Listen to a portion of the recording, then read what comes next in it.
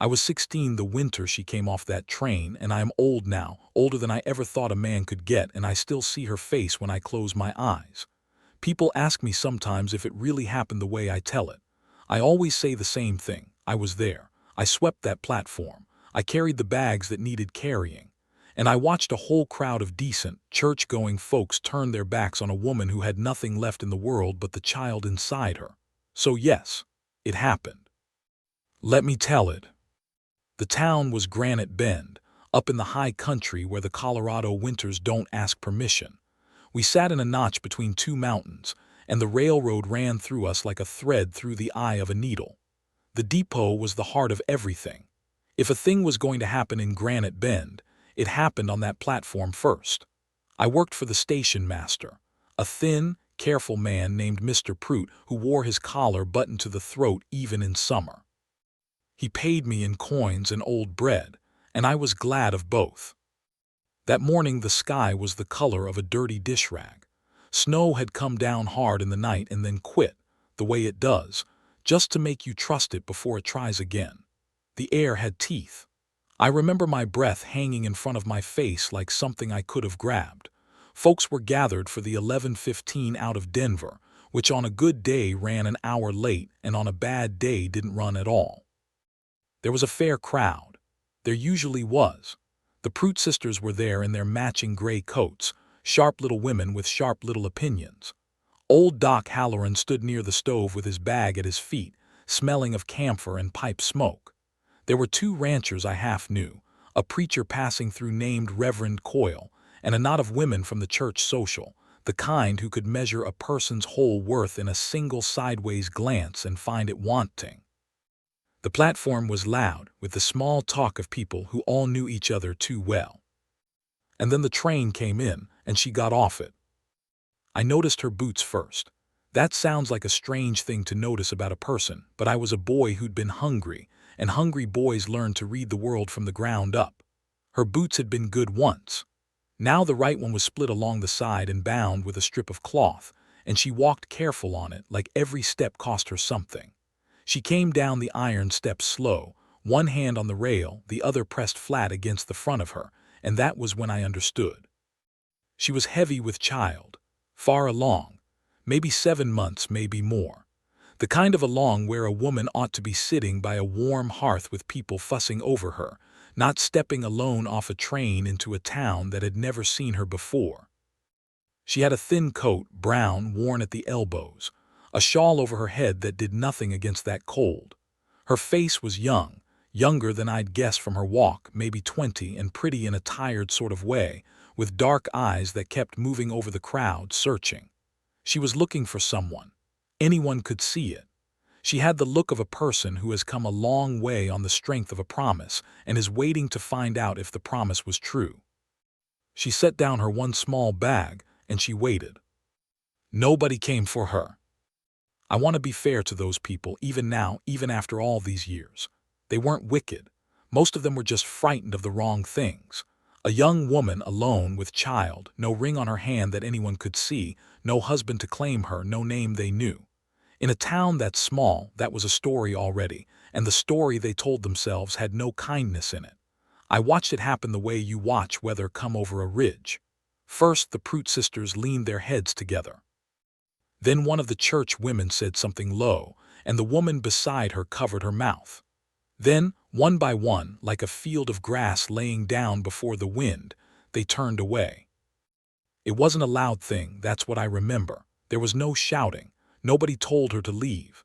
They just stopped looking at her, all of them, as if she were a thing they had agreed not to see. A man will step around a pile of refuse on the road the same way, careful not to look at it too long. That's how they stepped around her. The space on that platform grew around her like a stain. People drifted to the far end. Mothers turned their children. Reverend Coyle, who'd been all smiles a moment before, found something terribly interesting in the cuff of his sleeve. She felt it. Of course she did. I saw her chin come up, and then I saw her understand, and then I saw her decide not to let them see her cry.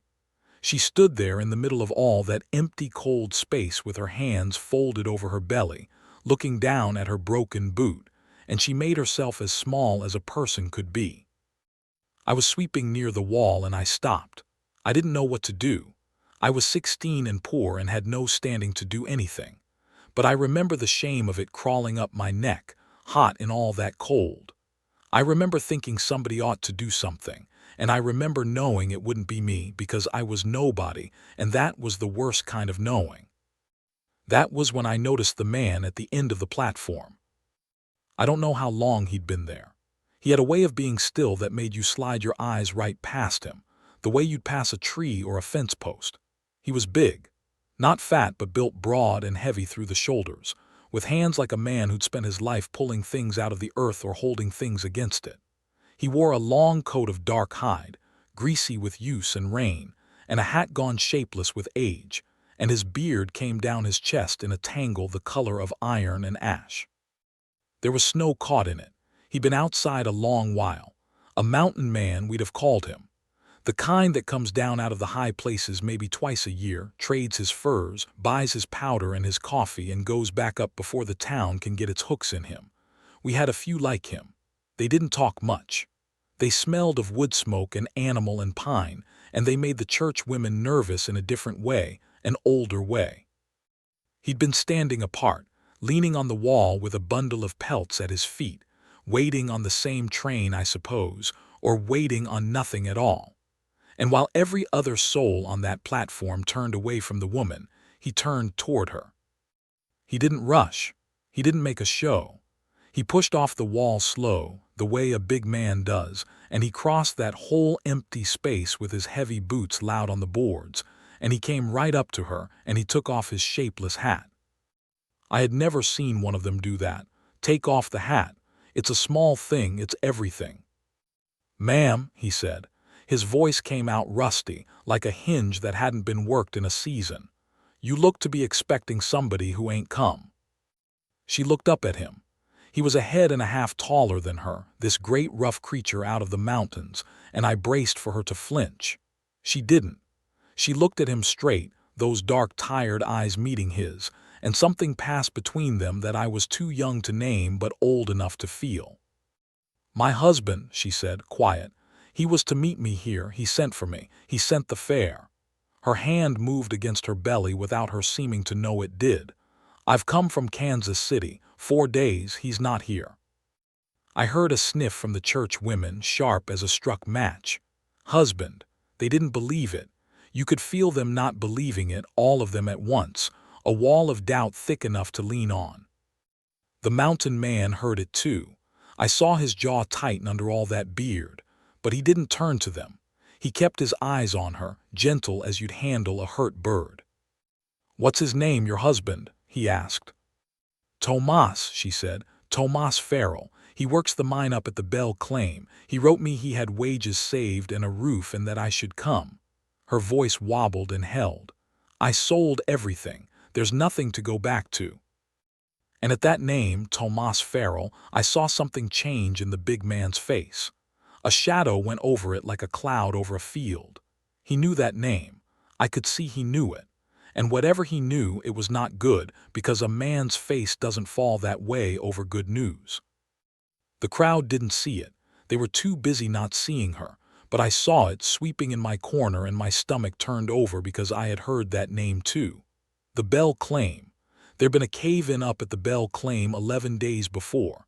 3 men hadn't come out. The town had passed the hat for the burying. I'd carried the collection box myself. I didn't know if Tomas Farrell was one of the 3. But the way that mountain man's face went still and careful, like a man stepping out onto thin ice, told me he had a good idea. And he had a worse idea than that. Which was that he was going to have to be the one to tell her. He didn't tell her. Not then. Not on that cold platform with 30 pairs of ears straining to hear and pretending not to. He looked at her a long moment, and then he did a thing I have never forgotten. He bent down, slow, on one knee, his old joints cracking like green wood in a fire, and he picked up her little bag. And he stood back up and he settled his hat back on his head and he said, loud enough that the whole platform could hear it, loud enough that the Prout sisters and the church women and Reverend Coyle and every last one of them could hear it clean.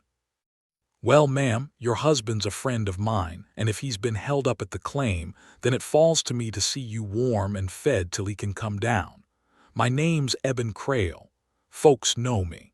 You'll come to no harm with me, and any that says otherwise can come say it to my face." And he turned with her little bag in his great hand, and he looked out at that crowd of decent people, and he waited. Nobody said a word. I have thought about that moment more times than I can count. He'd as good as lied for her. He didn't know Tomas Farrell from Adam, not as a friend. But he'd thrown the whole weight of his name and his body and his standing between that woman and the cold wall of their judgment, and he dared a single one of them to argue. Not one did. They looked at their boots. They looked at the snow. The church women turned their heads and found other things to whisper about.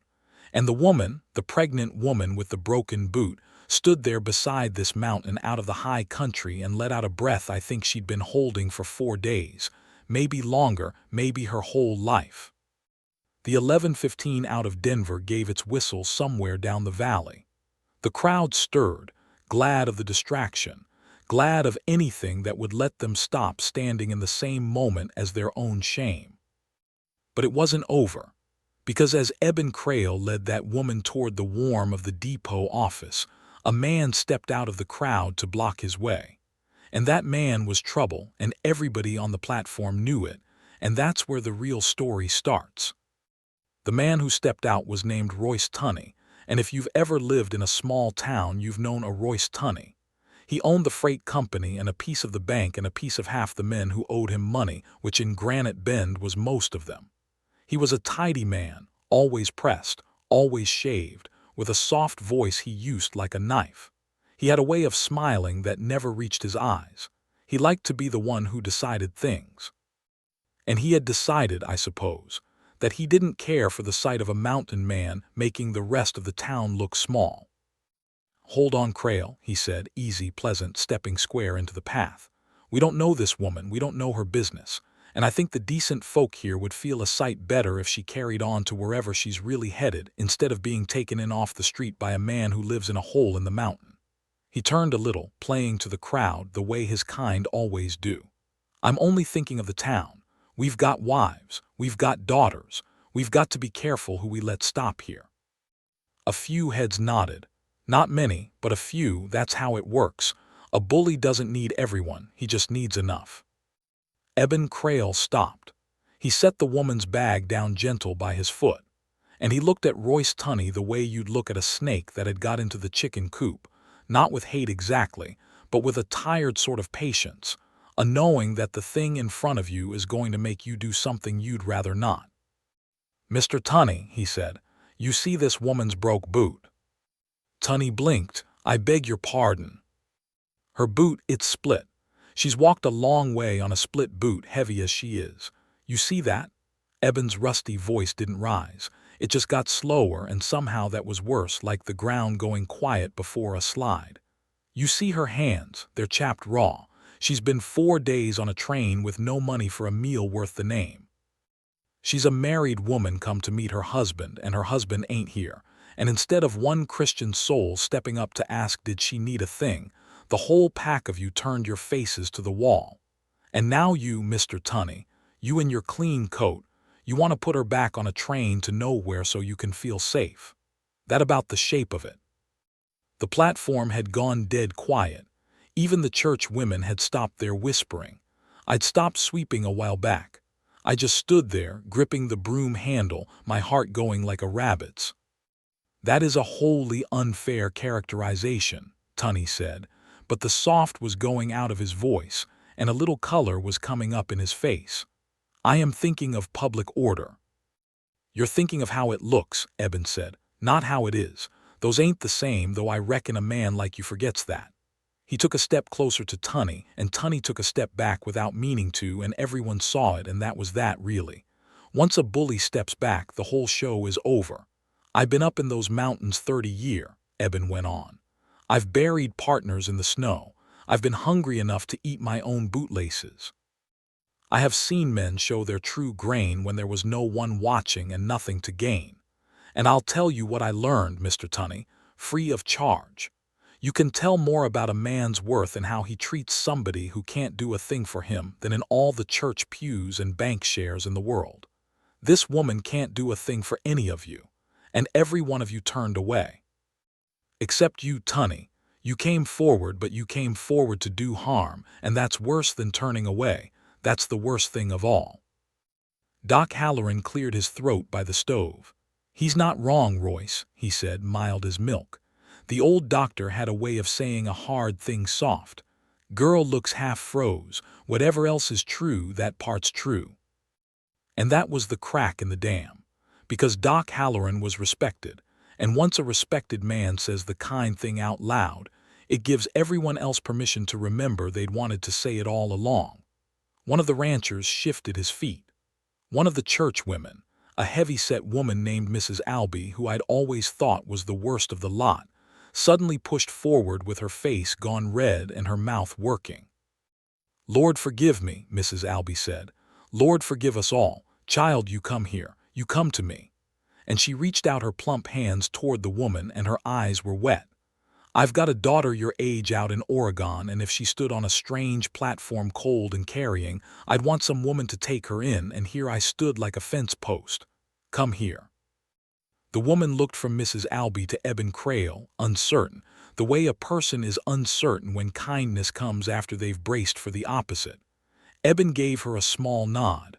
"Go on," the nod said. "It's all right now." Royce Tunney saw which way the wind had turned. He always did. He pulled his coat straight and put his soft smile back on like a man pulling a hat over a bald spot. "Well," he said, "if the town wants to take responsibility, far be it from me. I only raised the question. A man's got a right to raise a question." And he stepped back into the crowd, and the crowd let him, but they let him the way you let a bad smell pass, glad to see the back of it. But here is the thing I have never told many people, because it was the part that broke my heart clean in two. While all that was happening, while the dam was breaking and the town was finding its conscience, Eben Creel crouched back down by the woman, and under cover of all that noise, he said something low to her that only she and I, standing close in my corner, could hear. "Ma'am," he said, "there was a cave-in up at the Bell Claim near 2 weeks gone." He said it so gentle, so slow, like setting down a thing made of glass. "I don't know for certain, but I think your Tomas may have been in it. There's men didn't come out. I'm sorry to be the one, but you ought to hear it from somebody soft before this town tells you hard." I watched her face. I will never forget her face. She'd been bracing for cruelty, and cruelty she could have stood. She'd had cruelty for 4 days and likely her whole life. What she couldn't stand was this terrible gentleness, telling her the bottom had fallen out of the only thing she had left, the thing she'd sold everything to reach. The roof, the wages, the husband, the future for the child she carried. Gone, maybe gone. She didn't scream. She didn't faint, though Doc Halloran told me later he half expected it. She just put one hand out and laid it flat on Eben Creel's big shoulder, like she needed something solid to hold the world still, and she closed her eyes, and 2 tears ran down through the cold chap of her cheeks. And she swayed. And Eben Creel, that great rough mountain of a man, put his arm around her, careful as anything, and held her up. He didn't say a word more. There wasn't a word that would have helped, and he knew it, and that was its own kind of wisdom. He just held her up so she didn't fall in front of the whole town, and let her have her grief without an audience pretending not to watch. Mrs. Albee reached them then, and the 2 of them, the church woman and the mountain man, got her into the depot office where it was warm, where Mr. Prout kept the stove roaring, and they sat her down, and somebody brought coffee, and somebody else, I think it was one of the ranchers, went off to fetch his wagon. The crowd broke up the way crowds do, in 2s and 3s, talking low, every one of them, I'd wager, telling themselves a slightly better story about how they'd behaved than the true one. I followed them in because I had nowhere better to be, and because I couldn't have torn myself away if you'd offered me money. I stood by the door. Nobody told me to leave. Her name, we learned, was Liesel. Liesel Farrell, born Liesel Vance, and she'd married Tomas Farrell in Kansas City the spring before, and he'd come west ahead of her to make a place for them, and his letters had been full of hope. She had them with her, those letters, tied with a bit of string, the paper gone soft from being read so many times. She held them in her lap in that warm office, and she didn't cry anymore. She'd gone past crying into that flat, quiet place a person goes when there's too much to feel at once. Doc Halloran came in and crouched in front of her and asked her some careful questions, doctor questions, about the baby, about how she felt. He came away satisfied she wasn't about to deliver on his depot floor, but he made it clear she needed rest and warmth and food, and that the next while would tell. And the question hung over that warm room like smoke. What now? She had no money. No husband, or maybe no husband, until somebody rode up to the Bell claim and got the truth. A baby coming. A town that had turned its back once and would, most of them, turn it again the minute the novelty of their guilt wore off. What now? It was Eben Crail who answered it.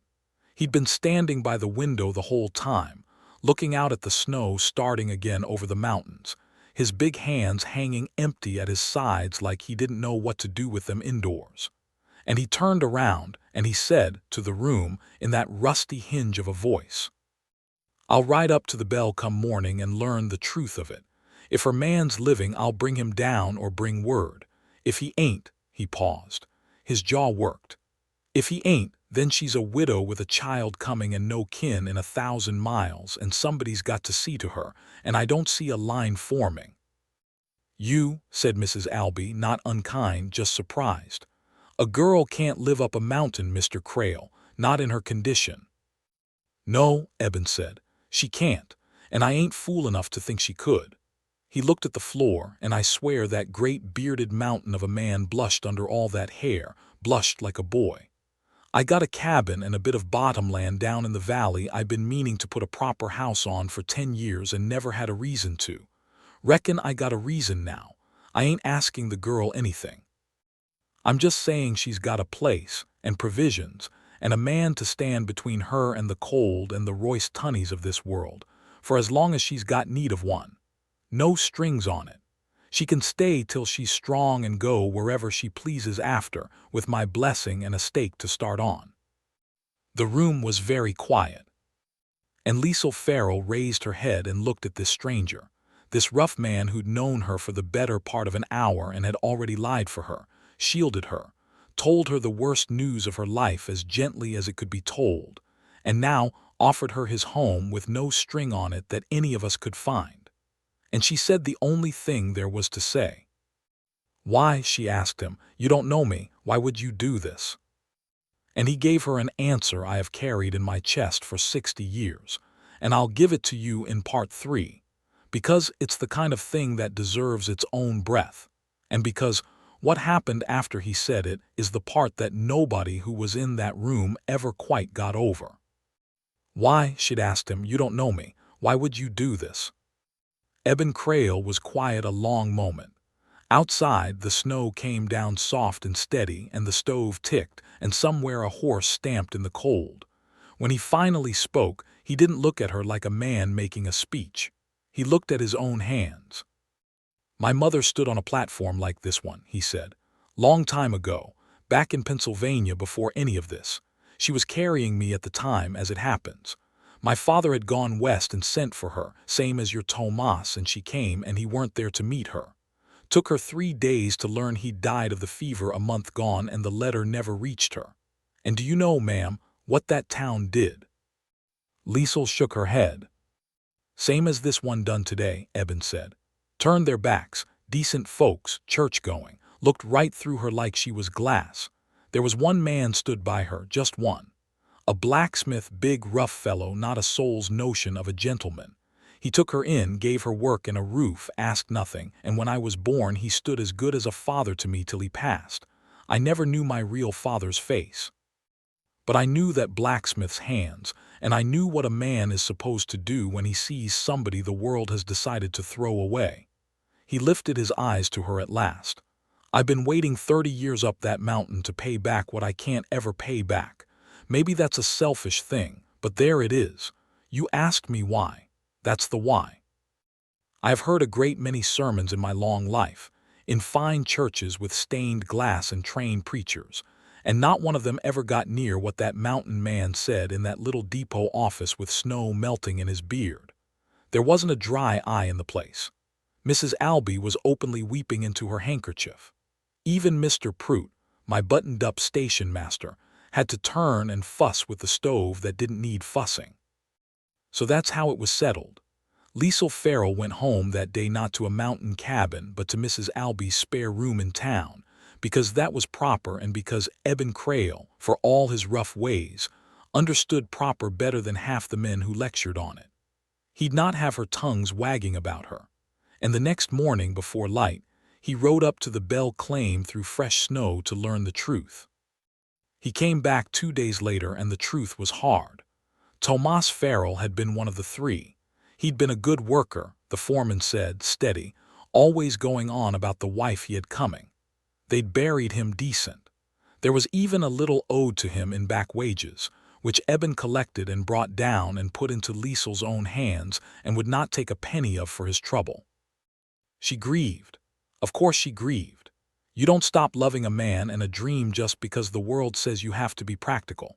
But she had a roof and food and people around her now, because the strange thing about a town's shame is that once it breaks open, the kindness that was buried under it comes pouring out like water from a busted dam.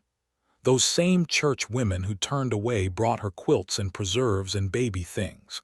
Doc Halloran wouldn't take a cent for tending her. The ranchers' wives came calling. It was as if the whole of Granite Bend was trying to make up in a season for the cruelty of one cold morning, and maybe that's all a town's conscience ever is, a thing that comes too late but comes. The baby was born in the green heart of spring, a girl, strong-lunged and dark-eyed like her mother. Liesl named her Eberl. It was the closest a girl's name could come to Eben, and everyone knew exactly why, and Eben Crail, when he heard it, went out behind the Albee barn and stood there a long while by himself, and when he came back his eyes were red, and nobody said a word about it. I'd like to tell you he married her. People always want that ending, and I've been tempted in my 100 tellings to give it to them. But the truth is finer than that, and I won't spoil it with a tidy lie. He didn't court her. He never once presumed. He'd built that proper house on his bottomland through the spring, just like he said he would, a good house with real glass windows and a stone chimney, and he told Liesl it was hers and the child's for as long as ever they wanted it, and he meant it. He moved his own self into a small cabin a ways off so there'd be not a breath of scandal. He chopped her wood. He kept her larder full. He carved that baby, a whole menagerie of little wooden animals, with his big rough hands. A bear and a fox and a horse and a tiny mountain goat, and the child loved him fierce and called him Pa before anyone taught her to, just decided it on her own the way children do.